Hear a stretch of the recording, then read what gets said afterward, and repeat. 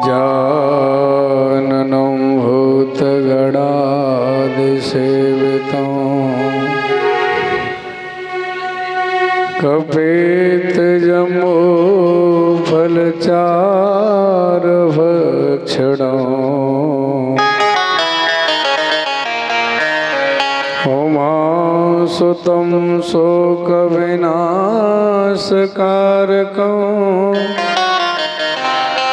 नमामि विघ्नेश्वर पादपङ्कजम्। गुरुर्ब्रह्मा गुरुर्विष्णु गुरुर्देव महेश्वरः गुरुर्साक्षात् परं ब्रह्म तस्मै श्री गुरुवे नमः।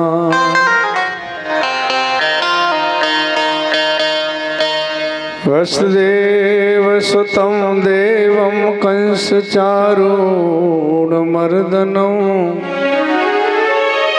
देवकी परमानन्दं कृष्णं वन्दे जगद्गुरु। भक्त भक्त भगवंत गुरु चतुर नाम बपुए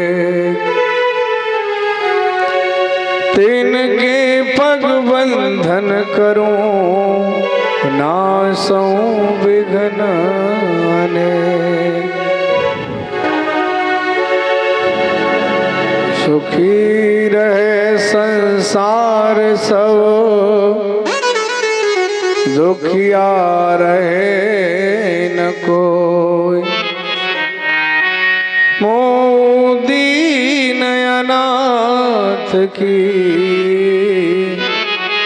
लाज रखो चित चोर। नत्वां सरस्वती देवीं सद्यां कन्यां करोमि पाणनीय प्रवेशाय लघु सिद्धांत कौमुदी।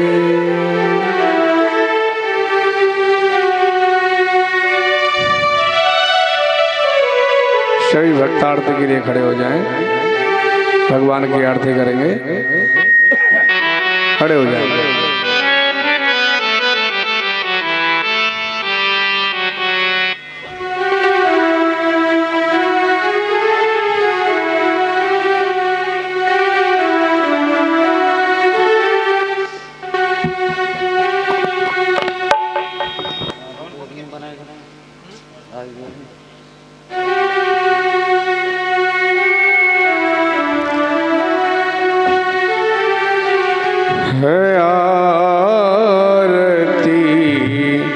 अति पावन पुराण की आरती, अति पावन पुराण की। धर्म भक्ति ज्ञान खाने की, धर्म भक्ति ज्ञान खाने की। महापुराण भागवत निरमल, महापुराण भागवत निरमल। सुख मोख विगलित निगम कल्प फल, सुख मोख विगलित निगम कल्प फल। परमानंद आरसमय कल, परमानंद प्रेम सुदासन। गोपी मोक्ति रति प्रेम सुदासन। किंचन प्रिय सुजाने की आरती अति पावन पुराण की। धर्म भक्ति में खान खान की गव भक्ति विज्ञान कान की आरती अति पावन पुराण की आरती अति पावन पुराण की पूरी भागवत महापुराण की। सभी भक्त बने स्थान पर बैठ जाएं, विराजमान हो जाएं।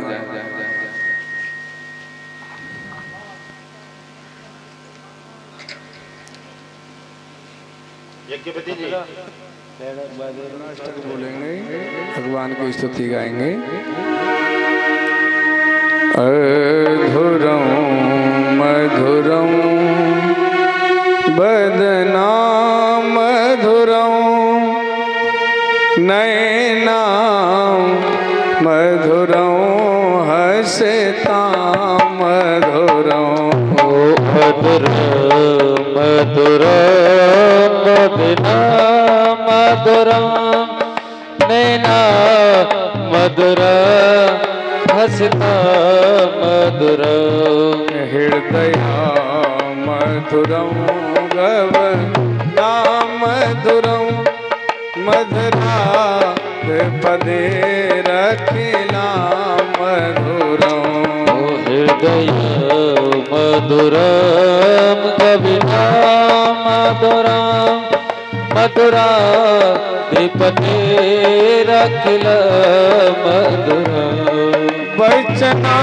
मधुरं चरिता मधुरं बसना मधुर चरता मधुर बसना मधुरं बलता मधुरं ओ बसना मधुर चलता मधुर चरता मधुरं भ्रमिता मधुरं मधुरा पदे रखिला मधुरं ओ बलता मधुर चरता मधुर मधुरा दीपते रखिल मधुर ओ बेडुरे मधुरं रे डोरे मधुरं बेडुरे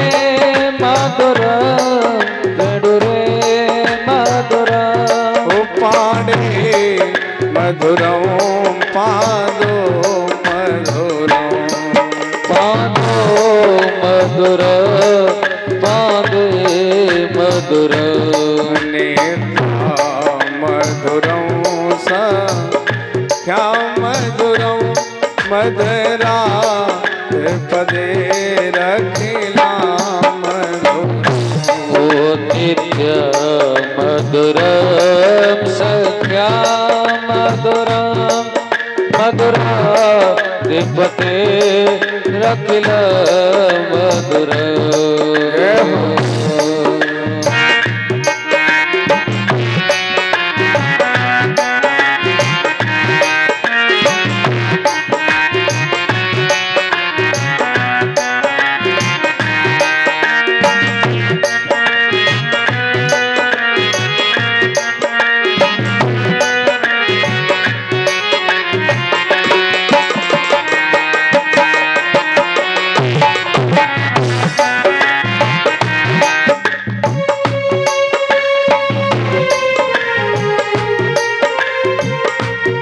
गीता मधुरं प्रीता मधुरं गीता मधुर प्रीता मधुर युक्ता मधुरं भोक्ता मधुरं योक्ता मधुर भोक्ता मधुर रूपा मधुरं तिलका मधुरं मधुरा पदे रखिला मधुरं ओ रूप मधुर तिलका मधुर मधुरा दीपते रखिल मधुर दुनिया मधुरं माला मधुरा मधुर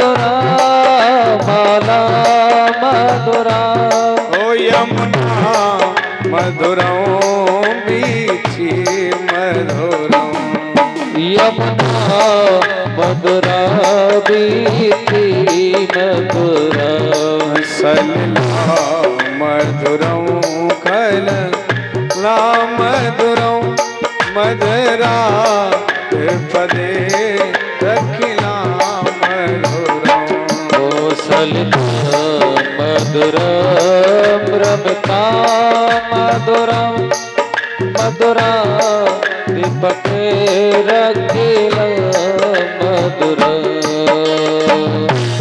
ओ गोपा मधुरम ओ मधुरा गोपा मधुरा गावो मधुरा यष्टि मधुरा सृष्टि मधुरा यष्टि मधुरा सृष्टि मधुरा दलिता मधुरम ललिता मधुरम मधुरा पदे रखिला मधुरम मधुरा फलिता मधुरा मधुरा दीपके रखिला मधुरा जय जय श्री राधा रमणे जय जय नवल किशोर जय गोपी चित चोर प्रभु जय जय माखन चोर जय जय माखन चोर जय जय माखन चोर ओ सब द्वारन तू छोड़ के आयो तेरे द्वार ओ ब्रसमान की लाडली ने तू मेरी ओर निहार और देखो मेरी ओर निहार देखो मेरी ओर निहार मेरो मन गिरवी रखो मन मोहन के पास प्रेम ब्याज इतनो बढ़ो अब ना छूटन की आस मोहे न छूटन की आस प्यारे न छूटन की आस सावरे हो सावरे ना छूटन की आस सावरे न छूटन की आस सावरे ना छूटन की आस सावरे न छूटन की आस सावरे ना छूटन की आस सावरे ओ प्यारे कन्हैया ना छूटन की आस सावरे न छूटन की आस ना छूटन की आस कन्हैया न छूटन की आस सावरे ना छूटन की आस सावरे न छूटन की आस कन्हैया न छूटन की आस बोली बांके बिहारी लाल की जय जय जय श्री राधे जय जय श्री राधे जय जय श्री राधे श्याम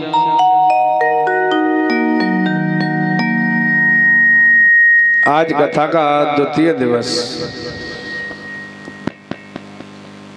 कल की कथा में हम लोगों ने महात्म का श्रवण किया जिसमें 9 अध्याय हैं। शूद्र शौनक समाज ज्ञान भक्ति वैराग्य उपाख्यान, धुंधकारी गोकर्ण उपाख्यान, सप्ताह विधि का नियम बताया गया। श्री वेदव्यास जी महाराज जी के द्वारा श्रीमद् भागवत महापुराण को लिखना, अश्वत्थामा के द्वारा द्रौपदी के 5 पुत्रों की हत्या, अश्वत्थामा का अपमान, पांडव कुंती मैया को वरदान देना, पितामह भीष्म देह त्याग, यहाँ तक की कथा हम लोगों ने कल श्रवण की। यहाँ से आगे हम भागवत जी के प्रथम स्कंद में प्रवेश करेंगे। सभी भाव से 2 मिनट कीर्तन गाएंगे, जिससे हम लोगों की वाणी पवित्र हो जाए। सभी भाव से गाएंगे।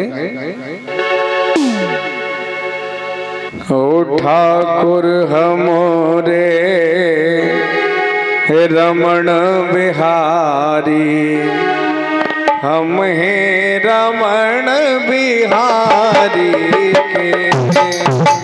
ठाकुर हमरे रमण बिहारी, हम हैं रमण बिहारी के।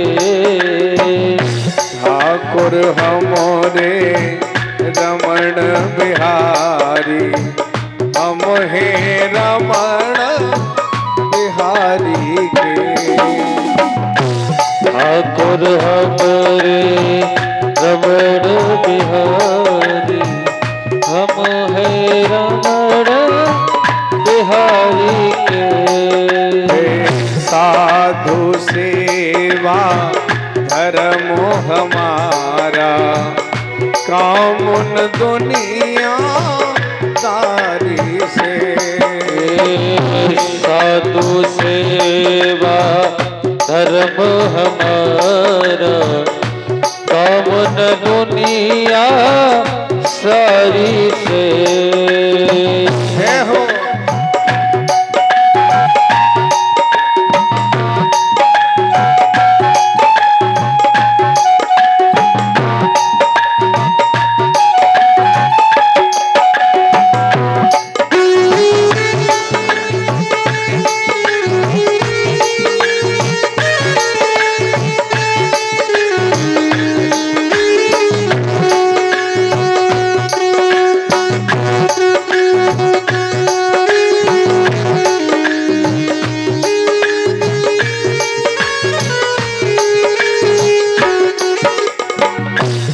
कोई बुरा कहो या भला कहो, हम हो गए रमण बिहारी के। कोई बुरा कहो या भला कहो, हम हो गए रमण बिहारी के। कोई बुरा कहो या भला कहो, हम हो गए सतगुरु प्यारे के। कोई बुरा कहो या भला कहो, हम हो गए सतगुरु प्यारे के। ठाकुर हमरे रमण बिहारी, हम हैं रमण बिहारी के। साधु सेवा धर्म हमारा, कामन दुनिया सारी से। साधु सेवा धर्म हमारा, कामन दुनिया तारी से। साधु सेवा धर्म हमारा, कामन दुनिया सारी से। ठाकुर सेवा धर्म हमारा, हम दुनिया तारी से। ठाकुर हमरे रमण बिहारी, हम हैं रमण बिहारी के। ठाकुर हमरे रमण बिहारी, हम हैं रमण बिहारी के। ठाकुर हमरे रमण बिहारी, हम हैं रमण बिहारी के। बोली बांके बिहारी लाल की जय। भगवान श्री कृष्ण के सामने पितामह भीष्म ने अपनी देह का त्याग कर दिया। यहाँ तक की कथा हम लोगों ने कल श्रवण की। पर संत जनों ने पूछा कि पितामह भीष्म की तो इच्छा मृत्यु थी, बाणों की सैया पर पड़े रहे, इतना कष्ट सहते रहे, इसका कारण क्या है? आवाज खोलो ना।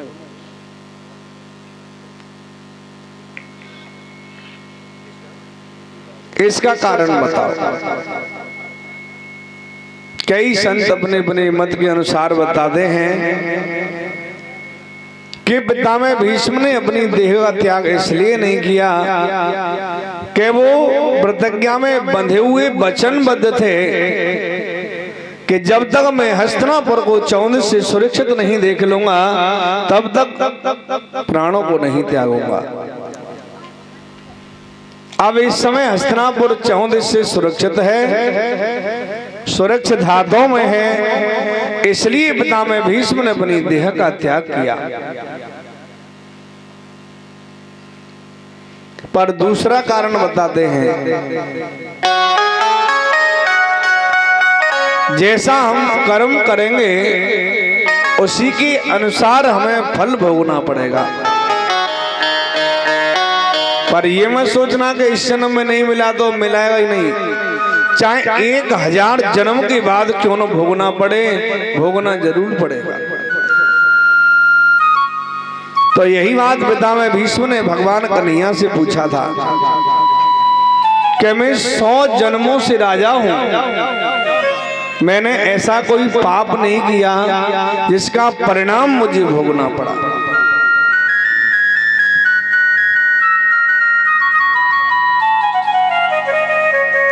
भगवान कन्हैया कहते हैं कि हे पितामह, 1 से 1 में जन्म में भी आप राजा थे, पर आप शिकार खेलने के लिए जा रहे थे, रात्रि में एक दुमुही यानी सर्प पड़ा था, आपने उसको बाण से भेद करके पीछे की तरफ फेंक दिया, वो सर्प एक झरकटी पर जाकर के गिर पड़ा, उसके शरीर में कांटे चुभ गए, उससे निकला नहीं गया, शरीर में कांटे चुभते ही गए रहे। 6 महीना में उसने अपने प्राणों का त्यागन किया था, वो परिणाम आपको आज भोगना पड़ता है। तीसरा कारण बता रहे हैं कि सूर्य भगवान 6 महीना उत्तर नारायणी रहते हैं और 6 महीना दक्षिण नारायणी रहते हैं। जब सूर्य भगवान दक्षिण नारायणी होते हैं उस समय अगर किसी की मृत्यु होती है तो उसे नरक जाना पड़ता है। पर जब पितामह भीष्म बाणों की शैया पर लेटे उस समय सूर्य भगवान दक्षिण नारायणी थे। उन्होंने सोच लिया कि जब तक सूर्य भगवान उत्तर नारायणी नहीं आएंगे तब तक मैं अपने प्राणों का त्यागन नहीं करूंगा। 6 महीना के बाद जब सूर्य भगवान उत्तर नारायणी आ गए तब उन्होंने अपने प्राणों का त्यागन किया।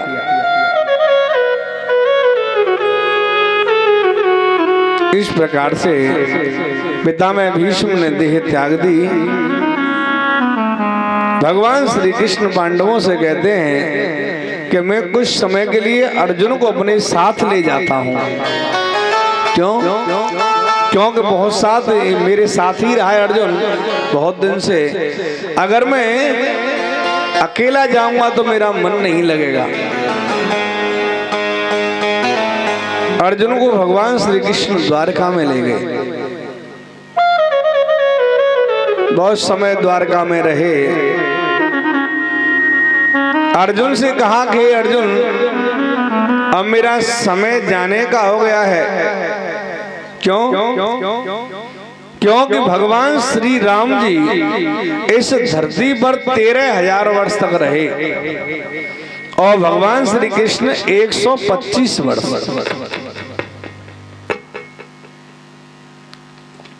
मैं जो समय निश्चित करके आया था वो पूरा हो गया। अब मैं जाना चाहता हूं पर आप इन सारी गोपिकाओं को हस्तिनापुर ले जाना, नहीं तो मेरे जाने के बाद ये द्वारका समुद्र में डूब जाएगी। देखते देखते भगवान श्री कृष्ण ने अपनी देह का त्याग कर दिया और अर्जुन सारी गोपिकाओं को लेकर के हस्तिनापुर आ रहे थे।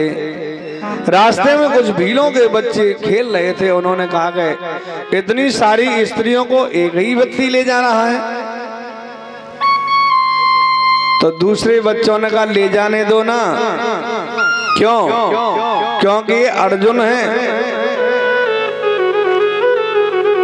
बोला अर्जुन हो तो क्या हुआ, चलो इससे युद्ध करते हैं, हमारे भी विवाह नहीं हुए, विवाह हो जाएंगे, छिना लो ना इनसे। देखिए तुच्छ भीलों के बच्चों ने अर्जुन पर आक्रमण कर दिया।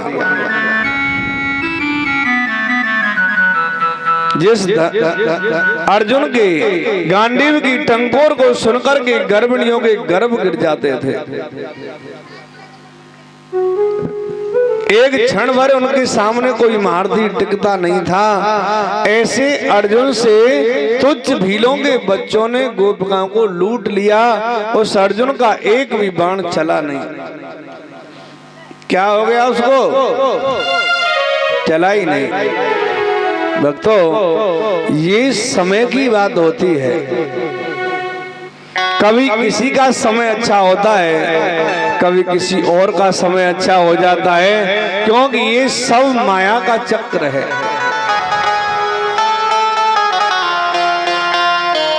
कहते हैं कि समय समय की बात है और समय बड़ो बलवान, भीलन लूटी गोपिका, वही अर्जुन वही बाण। वही अर्जुन है, वही धनुष और बाण है, लेकिन तुच्छ भीलों के बच्चों ने गोपिकाओं को लूट लिया। ये समय की बात है। पर ऐसा हुआ क्यों? क्योंकि अर्जुन को अपने बल का बड़ा अभिमान था कि मेरे समान धनुर्धर इस धरती पर कोई नहीं है। इसलिए भगवान ने भक्त का अभिमान दूर कर दिया। क्यों? क्योंकि भगवान अपने भक्त का अभिमान नहीं रहने देते। क्योंकि मन में अगर अभिमान होता है तो भक्ति ज्ञान सब नष्ट हो जाता है।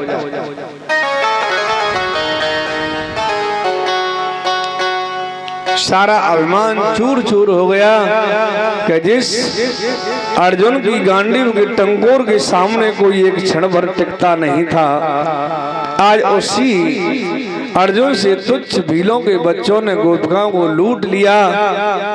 निराश होकर के हस्तिनापुर में आए। धर्मराज युधिष्ठिर ने पूछा, अरे अर्जुन ये तुझे क्या हो गया? तेरे चेहरे पर वो तेज नहीं है, श्री नहीं है, क्या हुआ? अर्जुन ने निराश होकर के कहा, तदो धनस्तो इसवो शरा हर्यास्तो परम। हे भैया मैं वही अर्जुन हूँ, वही मेरे धनुष और बाण है, पर इस रथ को चलाने वाला भगवान श्याम सुंदर इस धरती पर नहीं रहे, इसलिए अब हमारा यहाँ रहना ठीक नहीं है। अपने पुत्र परीक्षित को बुलाया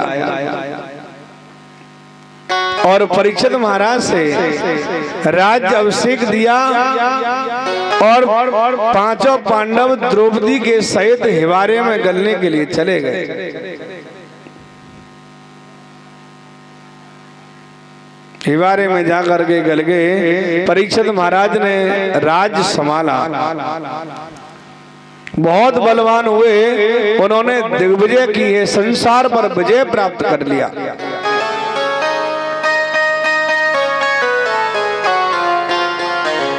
पर एक बार शिकार खेलने के लिए जंगल में गए तो उन्होंने जाकर के देखा कि एक चांडाल गाय को बड़ा दंड दे रहा है, पीट रहा है।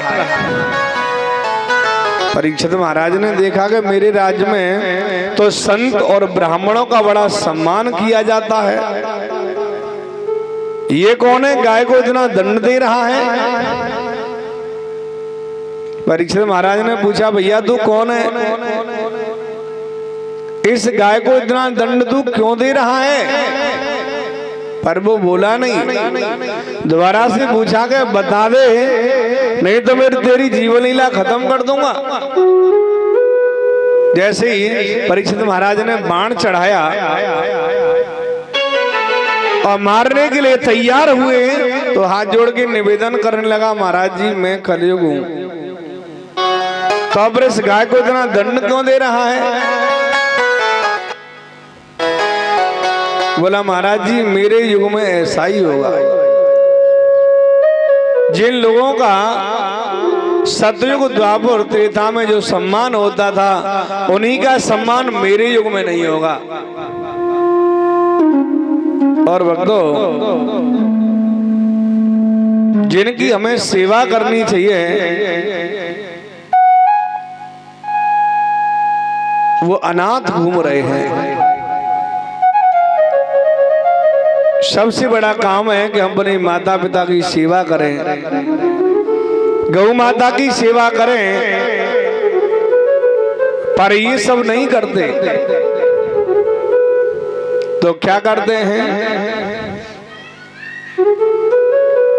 हो गंगा जमुना मैली कर गई और पाप जगत में छाए रहे,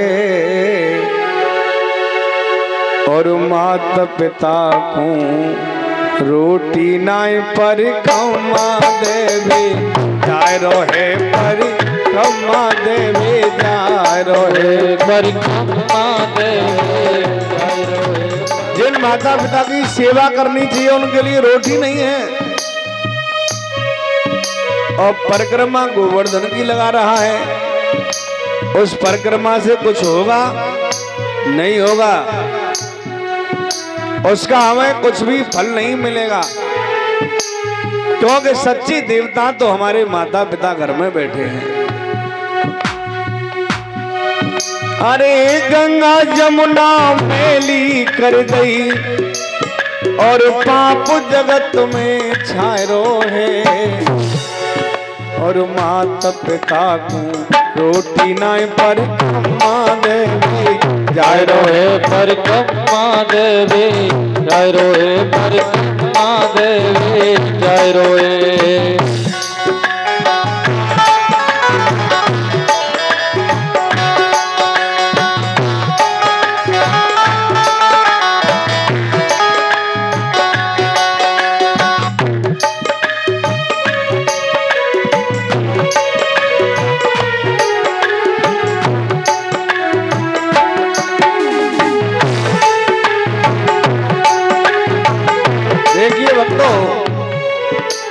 गौ माता की सेवा करनी चाहिए, वो डंडे खाते फिर रही हैं, और जिनकी सेवा नहीं करनी चाहिए वो घर में मौज उड़ा रहे हैं। गौ माताओं की सेवा नहीं करते तो घर में कुत्ते पाले जा रहे हैं। जरा ध्यान से सुनना कुत्ते पालने वाले,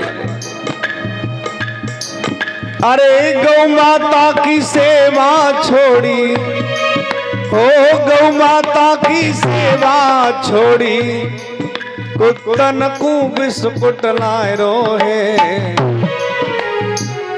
कुत्ता बिस्कुट खा रहे हैं, और भक्तों इस इंसान के लिए खाने के लिए बहुत सारे सामान बनाए, मेवा मिष्ठान दूध दही माखन सब बनाया, पर उसको नहीं खाता। कोई कहे भाई ये बेटा आपका कमजोर हो रहा है, इसको दूध पिलाओ। बोला महाराज जी दूध तो 55 रुपया लीटर आ रहा है, दूध नहीं पिलाएंगे पर 400 रुपए 450 500 रुपए लीटर की दारू जरूर पिएंगे। 50 रुपए लीटर का दूध नहीं पिया जाता पर 500 रुपए लीटर की शराब जरूर पीता है। उसके लिए पैसे कहां से आते हैं? अरे गौ माता की सेवा छोड़ी कुतन को बिस्कुट लाए रोहे तन दूध दही को छोड़े दयो मुर्गा दे रोटी आए रोहे मुर्गा से रोटी हाय रोहे मुर्गा से रोटी हाय रोहे मुर्गा से रोटी हाय रोहे। अरे गंगा जमुना मेली कर दई पाप जगत में छाए रोए मात पिता को रोटी नाय पर देवी जय रोहे परिक्रमा देवी जय रोहे परिक्रमा देवी जय रोहे होली वांगे बिहारी लाल के जय। फिर परिक्रमा देने से क्या फायदा?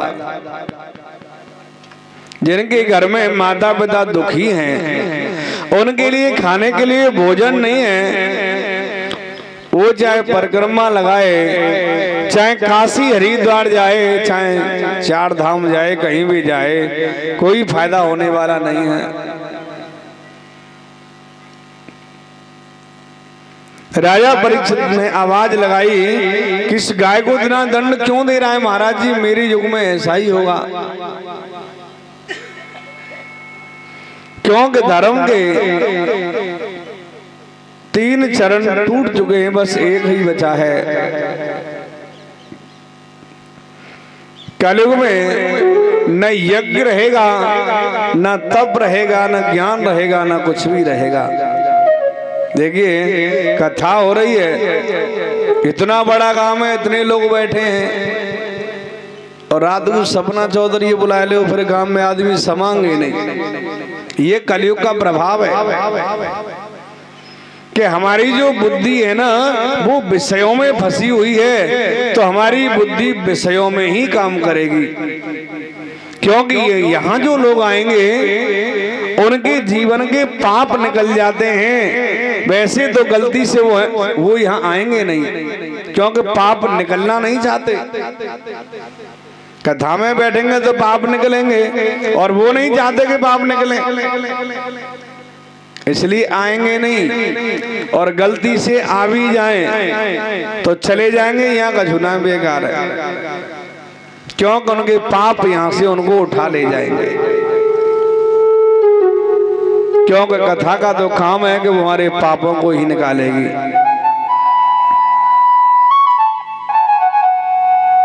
पर परीक्षित महाराज कहते हैं कि मेरे राज्य में गाय ब्राह्मण संतों का सम्मान होता है और तुम इसको इतना दंड दे रहे हो, तो महाराज जी ऐसा करो, मेरे रहने के लिए स्थान बता दो, मैं और जगह पर नहीं जाऊंगा, केवल जो स्थान मुझे बताए जाएंगे मैं उन्हीं स्थानों पर निवास करूंगा। अब कलयुग को रहने के लिए राजा परीक्षित ने 4 स्थान बताए। कितने? 4 स्थान। कौन कौन से? सबसे पहला स्थान है जहाँ शराब पी जाती है, वहाँ कलयुग निवास करता है। जहाँ जुआ खेला जाता है वहाँ कलयुग निवास करता है। जहाँ जीवों की हिंसा होती है वहाँ कलयुग निवास करता है। और जहाँ वैश्यागमन होता है वहाँ कलयुग निवास करता है। और एक बात और ध्यान से सुनना, कलयुग अपना डेरा जहाँ जमा देता है वहाँ अपने सिवाय और किसी को नहीं आने देता। वहाँ लक्ष्मी और भगवान दोनों ही कभी निवास नहीं करते, वही रहता है।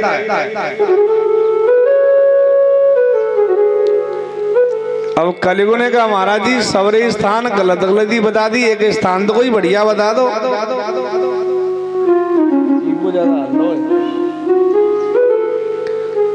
एक स्थान तो कोई बढ़िया बता दो। अब देखिए एक स्थान बढ़िया बता रहे हैं। हे कलयुग, जो लोग अनीति से धन कमाते हैं, धन कमाना कोई बुरी बात नहीं है, पर अनीति से नहीं। जो अनीति से धन कमाया जाता है उसमें कलयुग का निवास होता है, और जो नीति से कमाया जाता है उसमें भगवान श्री कृष्ण निवास करते हैं।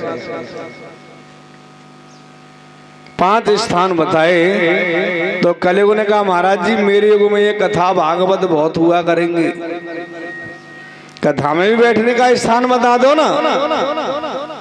ना भैया ना, तुझे कथा में नहीं जाना। क्यों? क्योंकि वैसे तो लोग सुनने के लिए आएंगे नहीं, और कोई गलती से आ भी जाए तो उनकी बुद्धि तू खराब कर देगा, उन्हें तू उठा ले जाएगा, इसलिए कथा में नहीं जाना। पर देखिए जहाँ भागवत कथा होती है, राम कथा होती है, वहां कलयुग भी आता है, पर वो बैठता कहाँ है? उसके लिए स्थान है। जो भक्त जैसे हम बीच बीच में भजन गाते हैं, कीर्तन गाते हैं, जो लोग भगवान की कथा में बैठ करके ताली बजा करके कीर्तन नहीं बोलते, उनके मुंह में आगे कलयुग बैठ जाता है, मुंह को फिर बंद ही रखता है। इसलिए हमें यहाँ कलयुग को नहीं बुलाना, हमें तो यहाँ भगवान को बुलाना है। और भगवान से कहना कि हमारे हृदय में कलयुग नहीं आए, भगवान श्री कृष्ण आए, और वो भी अकेले नहीं तो राधा रानी को साथ ले आना। और भगवान उसके हृदय में आते हैं जो हृदय निर्मल और पवित्र होता है। तुलसी बाबा कहते हैं निर्मल मन जन सो मोहि पावा, मोहि कपट छल क्षेत्र न भावा। श्री राम जय राम जय जय राम, श्री राम जय राम जय जय राम।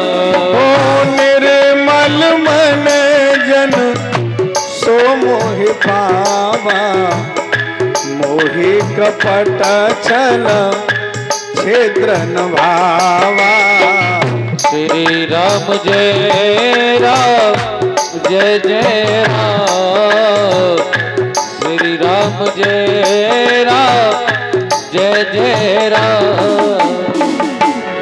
तुलसी बाबा कहते हैं कि निर्मल मन जिसका होता है, निर्मल मन जन सो मोहि पावा, मोहि कपट छल छिद्र न भावा। तो आ जाइए भगवान जी, हमारे हृदय में निवास करो। चलिए भगवान जी को बुलाना है और कहना है कि आप कभी भी आ जाओ, हमारे हृदय के द्वार आपके लिए हमेशा खुले हुए हैं। हो पधारो पधारो राधा संग सरकार खुले हैं, जय हो। मन मंदिर के द्वार खुले हैं, मन मंदिर के द्वार खुले हैं, मन मंदिर के द्वार। पधारो पधारो राधा संग सरकार खुले हैं, मन मंदिर के द्वार खुले हैं, मन मंदिर के द्वार खुले हैं, मन मंदिर के द्वार। ओ तेरा मेरा प्यार कभी ना छूटे, तेरा मेरा प्यार कभी ना छूटे, तेरा मेरा प्यार कभी ना छूटे, तेरा मेरा प्यार कभी ना छूटे। प्रेम का धागा कभी न टूटे, प्रेम का धागा कभी न टूटे, प्रेम का धागा कभी न टूटे, प्रेम का धागा कभी न टूटे। सांवरिया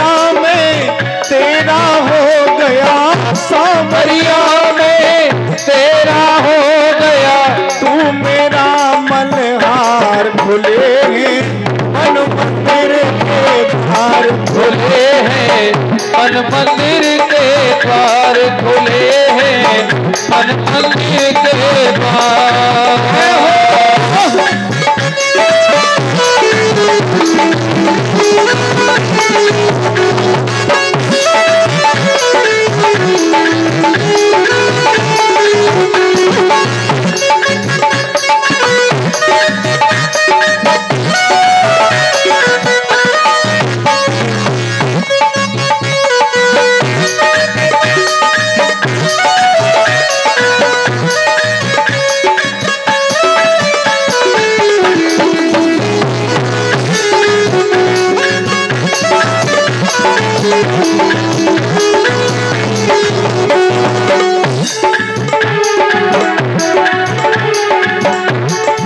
जन्म जन्म का मैं हूँ भटका, जन्म जन्म का मैं हूँ भटका, जन्म जन्म का मैं हूँ भटका, जन्म जन्म का मैं हूँ भटका।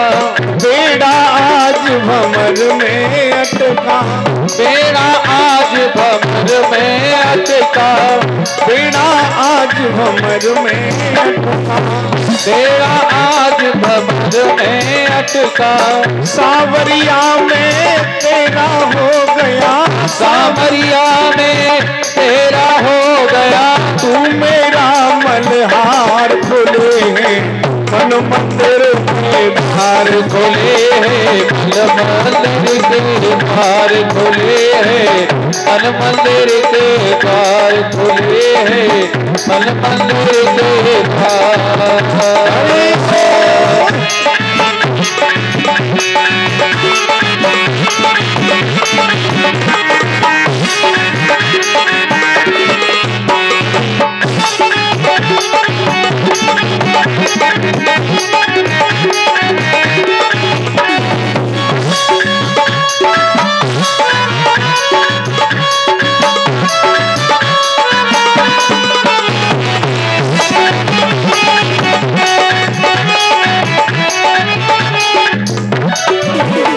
पधारो पधारो राधा संग सरकार खुले हैं, खुले हैं मन मंदिर के द्वार, खुले हैं मन मंदिर के द्वार, खुले हैं मन मंदिर के द्वार, खुले हैं मन मंदिर के द्वार, खुले हैं मन मंदिर के द्वार, खुले हैं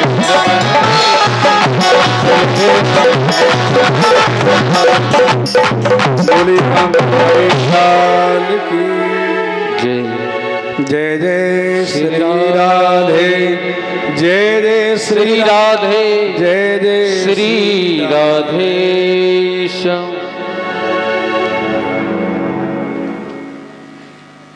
कलयुग को रहने के लिए महाराज परीक्षित ने 5 स्थान बताए। देखिए स्वर्ण में कलयुग का स्थान बता रहे हैं। जब भगवान ने अपनी विभूतियों का वर्णन किया था, जब भगवान ने कहा कि स्वर्णों में, जो धातुओं में स्वर्ण है, सोना है, उसमें मेरा निवास है, तो अब कलयुग कैसे आ गया? 2 बात बताई। जो नीति से कमाया हुआ स्वर्ण है, धन है, उसमें भगवान निवास करते हैं। जो अनीति से कमाया हुआ धन है, स्वर्ण है, उसमें कलयुग निवास कर जाता है। कल मैंने धर्म बताए थे। राजा का धर्म है कि अपनी प्रजा का वो प्राणों से प्रिय ध्यान रखे, अत्याचार नहीं होने दे। तुलसी बाबा कहते हैं, जो राजा प्रजा के प्रति नीतियों को नहीं जानता, वो राज करने के योग्य नहीं हो सकता।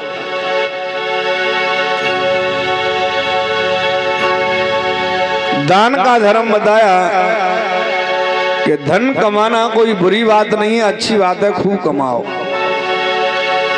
पर 2 बात ध्यान रखना, या तो हम इस धन को कमा रहे हैं, उससे किसी का दिल नहीं दुख रहा हो, किसी को कष्ट नहीं हो रहा हो। अगर गलती से कहीं से ऐसा धन आ भी जाए तो उसमें से दान कर देना चाहिए, क्योंकि दान करने से धन के दोष खत्म हो जाते हैं। अगर दूषित धन को हमने अपने घर में रखा तो उसमें कलयुग निवास कर जाएगा और हमारी बुद्धि खराब हो जाएगी, वो धन नष्ट हो जाएगा, अपना और ले जाएगा।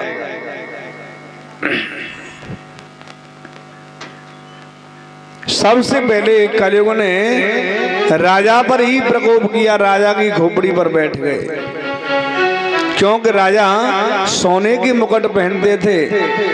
तो क्या आप ये कहना चाहते हैं कि राजा ने जो मुकुट पहन रखा था वो अनीति से कमाया हुआ था? हाँ, जिस मुकुट को राजा परीक्षित पहनते थे वो मुकुट भीमसेन जरासंध से जीत के लाए थे।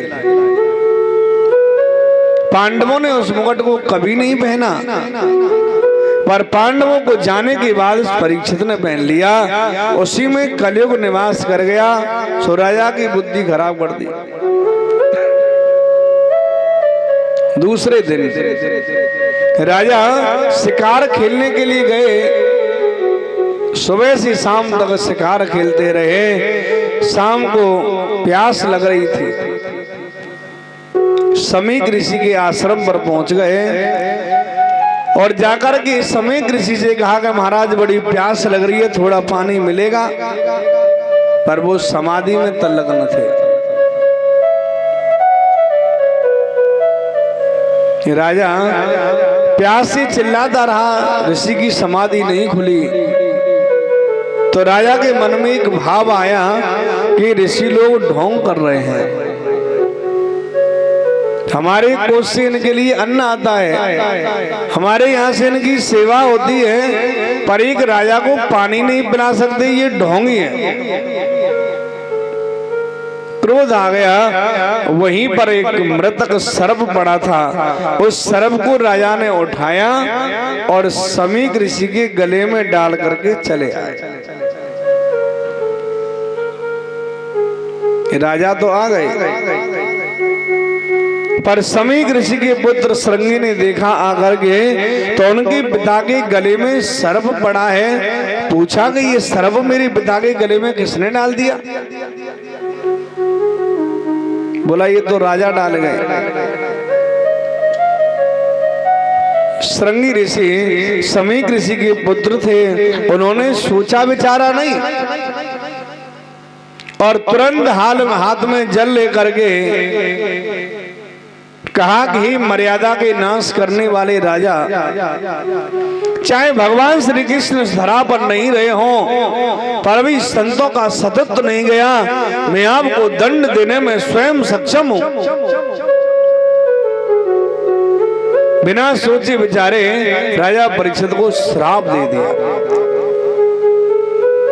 इति ही लंगुता तक्षक सप्तमे हनि दांडयाराम कुलांगारम नोदितो दुहम।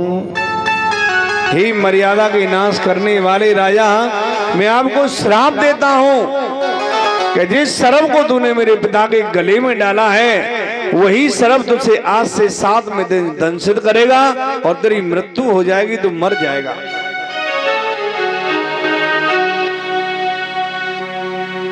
श्राप लगते ही समीक ऋषि की समाधि खुल गई। समीक ऋषि ने समझाया, अरे पुत्र आपने ये अच्छा नहीं किया। जिस राज्य में राजा नहीं होता उस राज्य की प्रजा बिगड़ जाती है, उत्पात होने लगते हैं। ये सारा आरोप तेरे ही सर पर लगेगा। पर श्राप तो लग गया। समीक ऋषि ने गौरमुख नाम के शिष्य को बुलाया और उससे कहा कि जाकर के राजा से कह दो कि 7वें दिन तेरी मृत्यु होगी, अपनी मुक्ति के लिए कोई उपाय ढूंढ ले।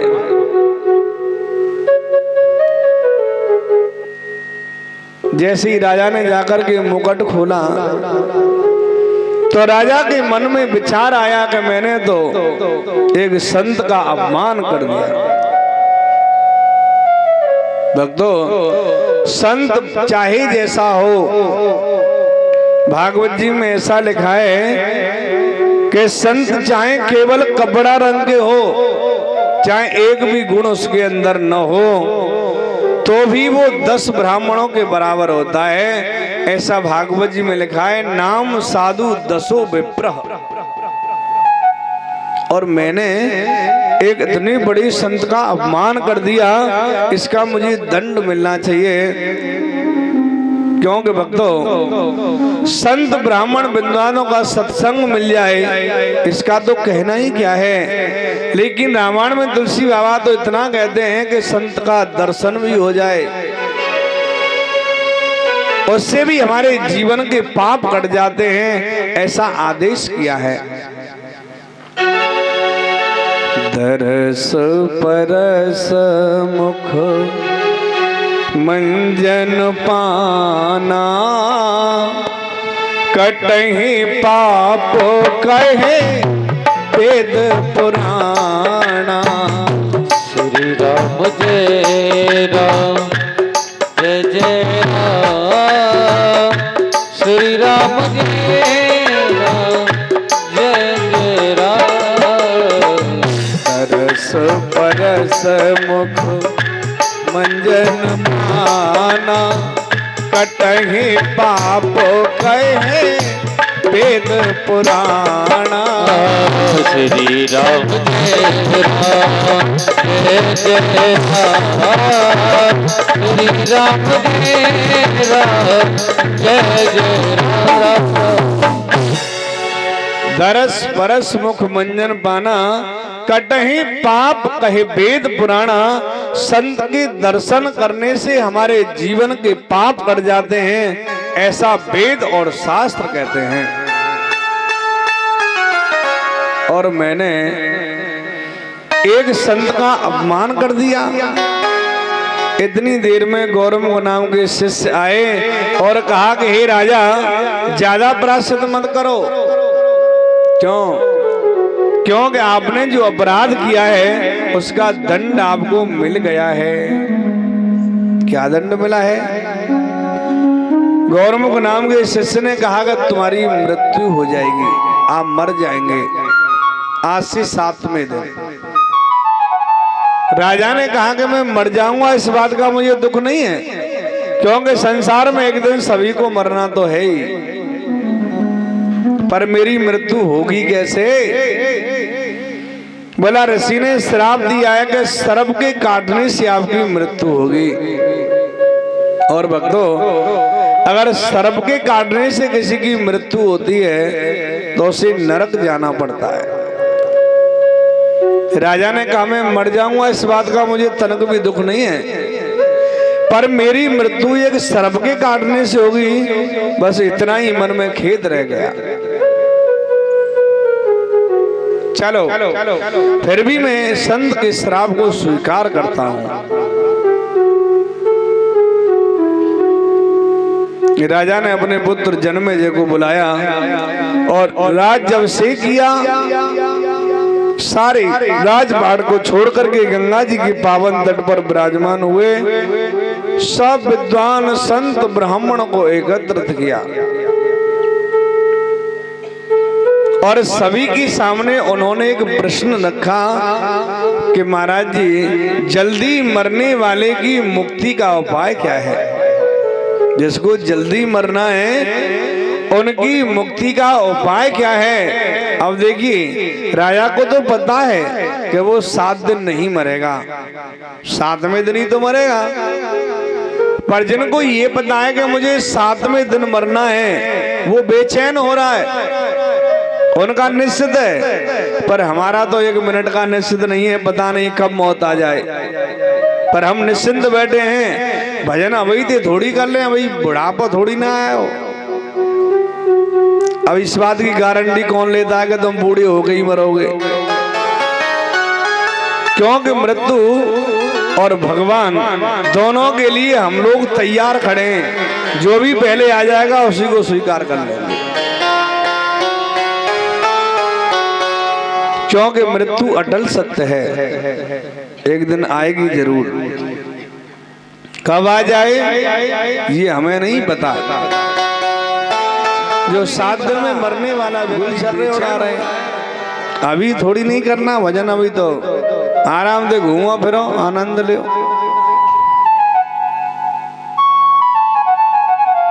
राजा ने उनसे प्रश्न किया कि जल्दी मरने वाले की मुक्ति का उपाय क्या है। सभी संत विद्वानों ने अपनी अपनी मति के अनुसार उनको परामर्श दिया कि भजन करो, कोई कहता है योग करो, कोई कहता है साधना में रम जाओ। पर राजा की समझ में बात नहीं आई। इतनी देर में बालक रूप श्री सुखदेव जी महाराज का आगमन हुआ और सभी संत विद्वानों ने श्री सुखदेव जी महाराज को प्रणाम किया है। देखिए यहाँ 88 हजार वर्ष की उम्र के संत बैठे हैं, लेकिन श्री सुखदेव जी की महाराज की उम्र 16 वर्ष की है और सभी 16 वर्ष के बच्चे को प्रणाम कर रहे हैं। और राजा देख रहा है कि क्या पागल हो गए हैं, इतनी बड़ी बड़ी उम्र के संत इस बच्चे को प्रणाम कर रहे हैं, ये क्या है। संतों ने कहा कि राजा कोई उम्र से बड़ा नहीं होता, अगर कोई बड़ा होता है तो वो ज्ञान से होता है, जिसके अंदर ज्ञान है वही बड़ा होता है। व्यवहार में उम्र से बड़ा होता है और भगवान कल्याण के लिए ज्ञान से बड़ा होता है। ये कोई साधारण सुख नहीं है। जो प्रश्न आपने हमसे किया है, अगर इनसे करेंगे तो आपके जीवन का कल्याण जरूर हो जाएगा, पर पहले इनको प्रणाम तो करो। फिर राजा ने उनको प्रणाम किया। चलिए यहाँ से आगे हम लोग इस कथा को सुखदेव जी महाराज के द्वारा श्रवण करेंगे। हम भी ऐसे महान सुखदेव जी महाराज को प्रणाम करते हैं, क्योंकि जिससे हमें ज्ञान लेना है उसको बिना प्रणाम किए मत बैठो, और जिससे हमें ज्ञान मिल रहा है, कथा सुनने के लिए मिल रही है, जब तक हमारे मन में उसके प्रति गुरुता का भाव नहीं होगा तब तक न तो कथा समझ में आएगी और न कथा सुनने का हमें फल प्राप्त होगा। क्योंकि कथा सुनाने के प्रति जब तक गुरुता का भाव नहीं होगा। चलिए ऐसे महान सुखदेव जी महाराज को हम प्रणाम करेंगे। ओ हरि कथा सुनाने वाले, हरि नाम सुनाने वाले, तुमको लाखों प्रणाम, तुमको लाखों प्रणाम, तुमको लाखों प्रणाम, तुमको लाखों प्रणाम। सभी भाव से ताली बजाइए और श्री सुखदेव महाराज को प्रणाम करेंगे। हरि कथा सुनाने वाले, हरि नाम सुनाने वाले, तुमको लाखों प्रणाम, तुमको लाखों प्रणाम। हरि की कथा सुनाने वाले, हरि नाम सुनाने वाले, तुमको लाखों प्रणाम, तुमको लाखों प्रणाम, तुमको लाखों प्रणाम, तुमको लाखों प्रणाम।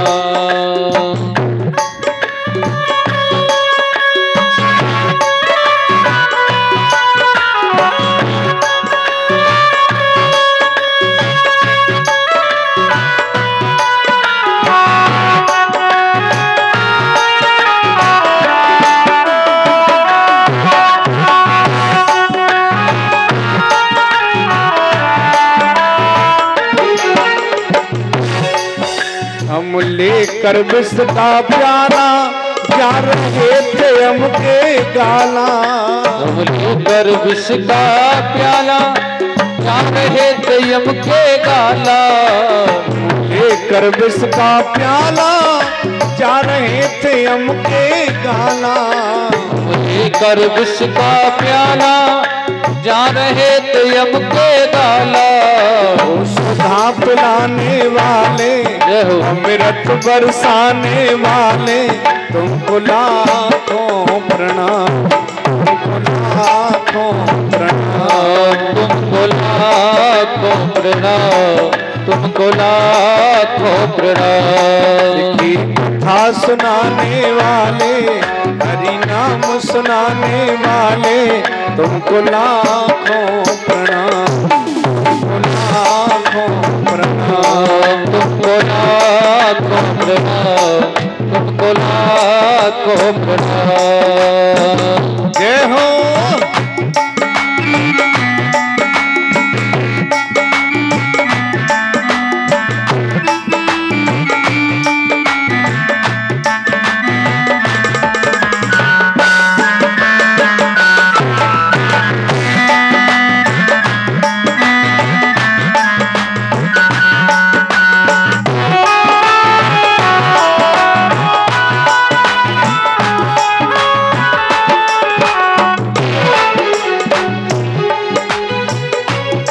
देखिए,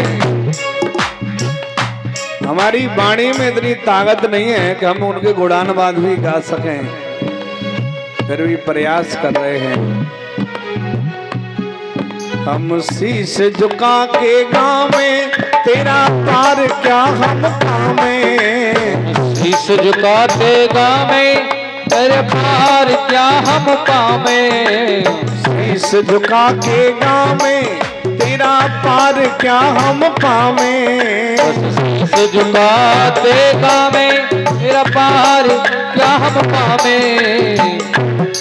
अमृत बरसाने वाले, आनंद लुटाने वाले तुमको लाखों प्रणाम, तुमको लाखों प्रणाम। तुमको लाखों प्रणाम, तुमको लाखों प्रणाम। तुमको लाखों प्रणाम, तुमको लाखों प्रणाम। तुमको लाखों प्रणाम, तुमको लाखों प्रणाम। बड़े सुखदेव जी महाराज की। श्री सुखदेव जी महाराज का आगमन हुआ, सभी ने उनको प्रणाम किया और भक्तों राजा से निवेदन किया कि जो प्रश्न आपने हमसे किया है उसी प्रश्न को इनके सामने करो। तो राजा ने वही प्रश्न श्री सुखदेव जी महाराज के सामने किया कि महाराज जी, जल्दी मरने वाले की मुक्ति का उपाय क्या है। और ये प्रश्न सुना तो इस प्रश्न को सुनते ही श्री सुखदेव जी महाराज खुश हो गए कि हे राजा, ये जो प्रश्न तूने किया है ये निजी अपने लिए नहीं किया, ये तो संसार कल्याण के लिए किया है। प्रश्नो लोक हितो नपः आत्मविस्मतम योगिना गुरु। ही राजा, ये प्रश्न तूने संसार कल्याण के लिए किया है। मैं आपको आश्वासन देता हूं कि 7 दिन में ही तेरा कल्याण हो जाएगा। पर महाराज जी होगा कैसे, इतना तो बताओ। बता रहे हैं कि आपका कल्याण होगा। श्रीमद् भागवतम मुक्ति सप्ताहम वाचनं कुरु इति ही सूर्य विजय सर्वहि धर्म रूपत विश्वतः। हे राजा, आप 7 दिन तक मन को एकाग्र करके श्रीमद् भागवत कथा का रसपान करो, आपके जीवन का कल्याण हो जाएगा। क्या करो? श्रीमद् भागवत कथा का रसपान करेंगे, इससे राजा परीक्षित का कल्याण होना है। और हम इस कथा को क्यों सुन रहे हैं? कि इस कथा से हमारे जीवन का कल्याण होना है। ये प्रमाण है कि भक्तों, जैसे ही सुखदेव जी महाराज कथा सुनाने लगे तो देवता आ गए और देवताओं ने कहा कि महाराज जी ऐसा करो कि राजा परीक्षित को मरने का डर है कि मैं मर जाऊंगा, तो उस राजा को हम अमृत दे देते हैं, वो अमर हो जाएगा। फिर कि इस अमृत के बदले हमें आप इस कथा को सुना दीजिए। ये क्या मतलब है कि अमृत इसको दे दो, कथा को हमको सुना दो, इस कथा से क्या मिलता है? बोला ये अमृत तो अमर कर देता है और ये कथा हमें जीवन से मुक्त कर देती है। अमर हो जाना अच्छी बात नहीं है, पर जीवन से मुक्त हो जाना अच्छी बात है। इस आवागमन से हम छूट जाएं। देवता भी अमर रह करके सुखी नहीं है, क्योंकि भक्तों जो अमर होते हैं ना उनसे बड़ा बना हुआ है। हमें तो पता होगा ज्यादा हमें कोई मारेगा पीटेगा तो हम तो मर जाएंगे, लेकिन जो अमर हैं उनको तो मरना ही नहीं है, पिटते ही रहो, मरना तो है ही नहीं। एक बार जब राम और रावण का युद्ध चल रहा था तो हनुमान जी ने लंका जराई। सारे काम हनुमान जी ने किए, संजीवनी बूटी हनुमान जी ले आए। रावण ने कहा कि भाई ये बंदर बहुत बलवान है, यह देखो। एक दिन हनुमान जी संध्या वंदन कर रहे थे, सो रावण पहुंच गया। अब रावण ने कही कि हनुमान जी हमने सुना है कि तुम बहुत बलवान हो। हनुमान जी ने कहा राम जी की कृपा है, कोई बात नहीं है, तो आप हमारे साथ युद्ध करो। हनुमान जी ने कही कि इतने दिन युद्ध होगा, निर्णय कौन करेगा इसका, कौन जीता? रावण ने कही कि लंबा युद्ध नहीं करना, तो एक एक मुक्के का युद्ध करेंगे। एक मुक्का तुम मारो पर एक मुक्का हम मारते हैं। अब हनुमान जी ने सोची ऐसा न हो कि राम जी को काम सब बिगड़ जाए। चलो पर आपकी बात भी मैं स्वीकार करता हूं, ऐसा करो मुक्का पहले तुम ही मारो। रावण ने कहा तुम क्यों नहीं? बोला मैंने मुक्का मार दिया, अभी तो मारने लायक ही नहीं रहेंगे। चलो कोई बात नहीं है। रावण ने हनुमान जी में पूरी शक्ति से एक मुक्का मारा तो गिरे तो नहीं पर वीरासन में आ गए। अब रावण देखे 20 आंखों से। हनुमान जी ने कहा हम स्वस्थ हैं पर तुम मुक्का खाने के लिए तैयार हो जाओ। रावण ने कहा तैयार ही है महाराज, करी क्या सकते हैं। अब जैसे ही हनुमान जी ने पूरी शक्ति से मुक्का उठाया तो सारे देवता आ गए आकाश में, महाराज जी कृपा करो। क्यों? क्योंकि रावण आपके मुक्के को झेल नहीं सकता। अगर ये मर गया ना तो राम जी की रामलीला फिर फेल हो जाएगी। चलो कोई बात नहीं है, पर थोड़ा सा आनंद तो चखा ही देते हैं। हनुमान जी ने ऐसे हाथ उठाया और ऐसे गिरा दिया। अब रावण गए हो सब, उसे होश ही नहीं आए, होश ही नहीं आए, होश ही नहीं आए। हनुमान जी ने सोचा कि ऐसा न हो मरेगा। रावण के सैनिक खड़े थे कि भैया ये कैसे जगह, तो यूं तो बताओ मूर्छित हो जाए कि महाराज जी ये 2 बार जीवन में मूर्छित हुआ है, फिर कैसे ठीक होता है?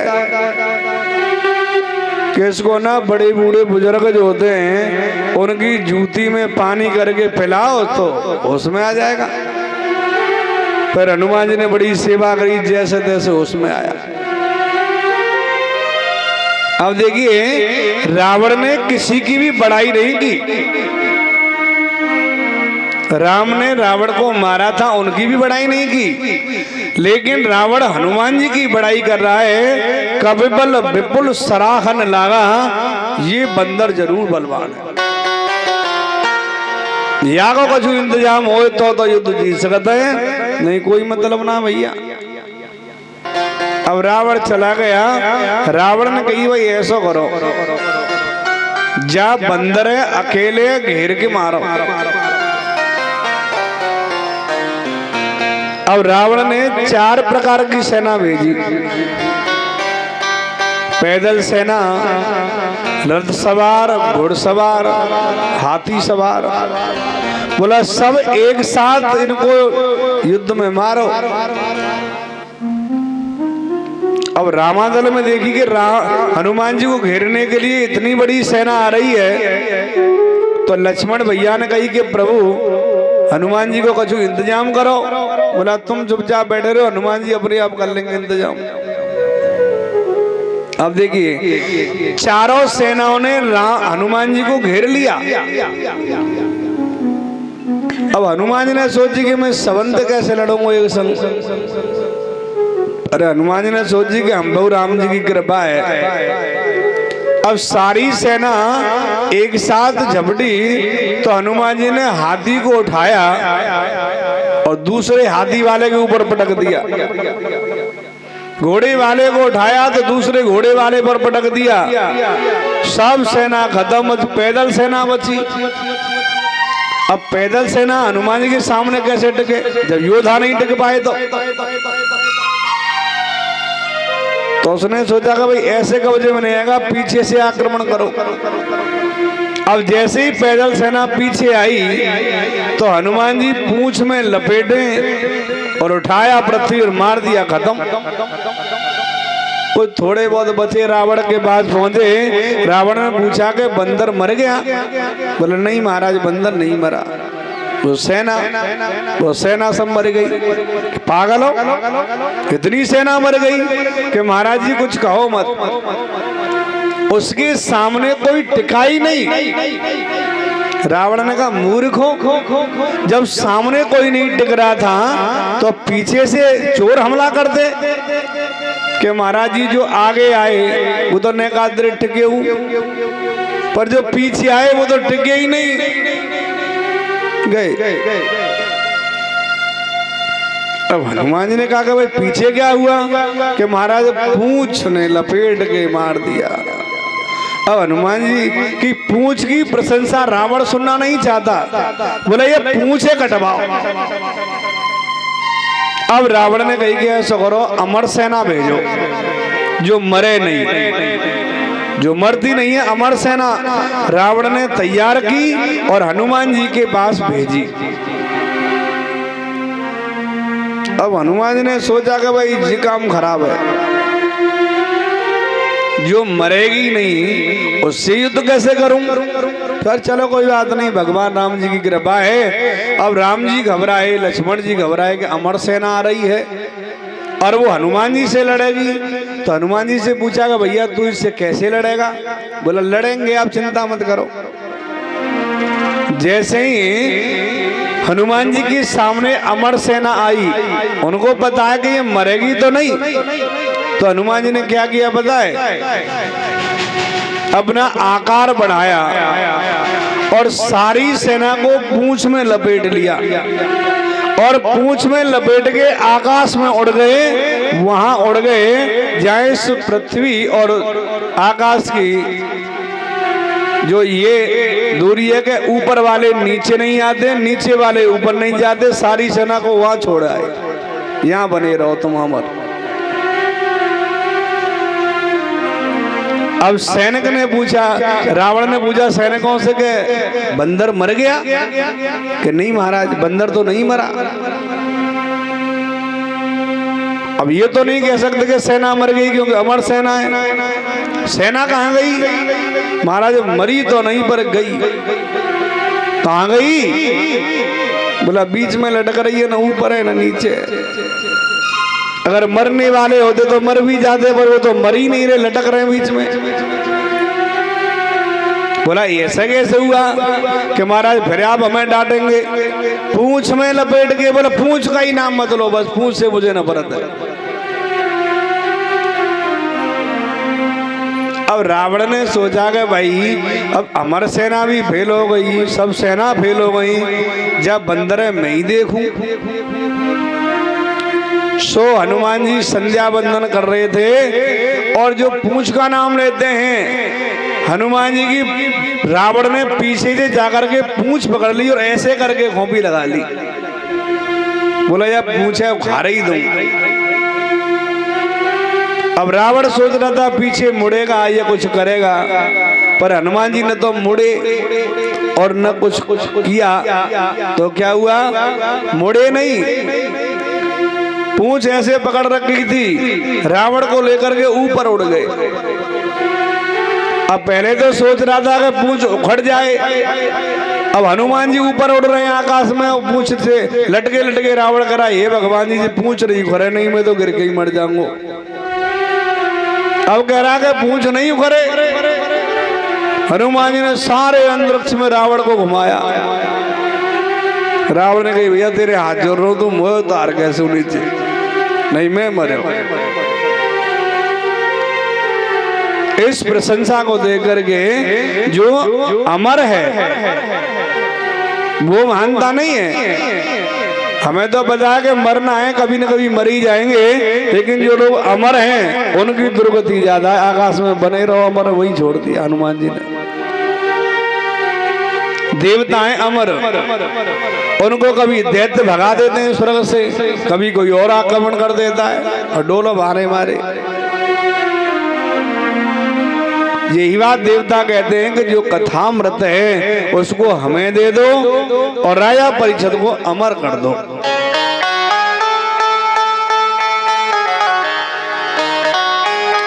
सुखदेव जी महाराज ने राजा से कहा कि अमर होना चाहते हो?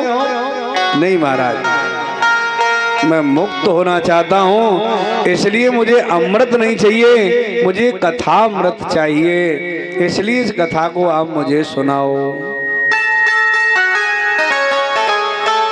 श्री सुखदेव जी महाराज को व्यास गद्दी पर विराजमान किया। अब जो कथा यहाँ से प्रारंभ होगी, परीक्षित महाराज कथा में प्रश्न करेंगे और सुखदेव जी महाराज उन प्रश्नों के उत्तर देंगे। यही कथा है, कथा का सार है प्रश्न और उत्तर। सबसे पहला प्रश्न परीक्षित महाराज ने किया कि महाराज जी मुझे भगवान के 24 अवतारों की कथा सुनाओ। अब ध्यान से सुनिएगा, 24 अवतारों की बात सबसे पहले राजा ने क्यों कही? क्योंकि भक्तों, जो भी भक्त सवेरे जग करके जो 24 अवतारों का चिंतन करते हैं, 24 अवतारों का नाम लेते हैं, उनके जीवन में कभी दुख नहीं आता, इस बात की गारंटी है। 24 अवतार भगवान के इसलिए हैं कि भागवत जी में केवल भगवान ने अवतार लेकर के ये किया, ये अवतार लेकर के ये किया, यही कथा का सार है। 23 अवतार अब तक हो चुके हैं। 24वां अवतार जब कलयुग का अंत आ जाएगा, जब कलयुग के 10,000 वर्ष रह जाएंगे, जब सम्मल ग्राम में विष्णु यश ब्राह्मण के यहाँ भगवान का कल्कि अवतार होगा। 10,000 वर्ष कलयुग के रह जाएंगे, तो बताइए कलयुग फिर कितना बड़ा है महाराज जी। देखिए मैं 4 युग बता रहा हूं।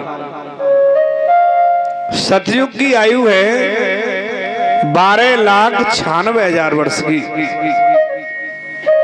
और त्रेता की आयु है 8,64,000 वर्ष की, द्वापर की आयु है 6,48,000 वर्ष की, और कलयुग की आयु है 4,32,000 वर्ष की। अभी कलयुग को आए 5,500 वर्ष बीते हैं। अभी कलयुग की शुरुआत हुई है। कितने वर्ष बीते हैं? 5,500 यानी 5500 वर्ष बीते हैं अभी कलयुग को आए, और उसकी उम्र है 4,32,000 वर्ष। चलिए मैं आपको 24 अवतार एक ही दोहा में बता रहा हूं। जो भक्त सवेरे जगकर के सबसे पहले 24 अवतारों का चिंतन करते हैं, उनके जीवन में दुख नहीं आता, ऐसा भागवत जी का कहना है। देखिए एक दोहा में मैं आपको 24 अवतार बता रहा हूं। जरा ध्यान से सुनिए, समझ में नहीं आए तो लिखवा सकते हैं, कोई बात नहीं है, क्योंकि संसार के लोग केवल जीवन में सुख चाहते हैं। कल बताया था, फिर बता देता हूं, अगर जीवन में सुख चाहते हैं तो दो काम करना छोड़ दो, अपनी बड़ाई करना छोड़ दो और दूसरे की बुराई करना छोड़ दो, जीवन में सुख ही सुख आएगा। चलिए 24 अवतार श्रवण करेंगे। जय जय मीन बराह कमठ नर हरि बलवामन, परशुराम रघुवीर कृष्ण कीरत जग पावन, बुद्ध कल की और व्यास हरि हंस मन मंतर, बद्री पतित कपिल देव सनकादिक करुणा करो, 24 रूप लीला रुचिर अग्रदास और पग धरो। भगवान से कहना कि हे 24 रूप लीलाधारी भगवान, और कहते हैं हृदय को, आप हमारे हृदय में आकर के निवास करो। 24 रूप लीलाधारी भगवान जी, आप हमारे हृदय में आकर के निवास करो, और जिनके हृदय में सवेरे सवेरे भगवान श्री कृष्ण का स्थान बन जाता है, उसके जीवन में फिर कभी दुख नहीं आता। देखिए, वैसे तो 24 अवतार हैं, पर और सभी तो आवेश अवतार हैं, पर 2 अवतार हैं जो मुख्य अवतार हैं, राम अवतार और कृष्ण अवतार। और जो अगला अवतार होगा वो सम्मल ग्राम में विष्णु यश पंडित के यहाँ होगा, जो केवल कोई लीला नहीं करेगा, केवल जन्म लेते ही संहार करेगा, क्योंकि उस समय वो कल्कि अवतार होगा। उस समय इस धरती पर केवल पाप ही पाप होगा, धर्म नहीं होगा।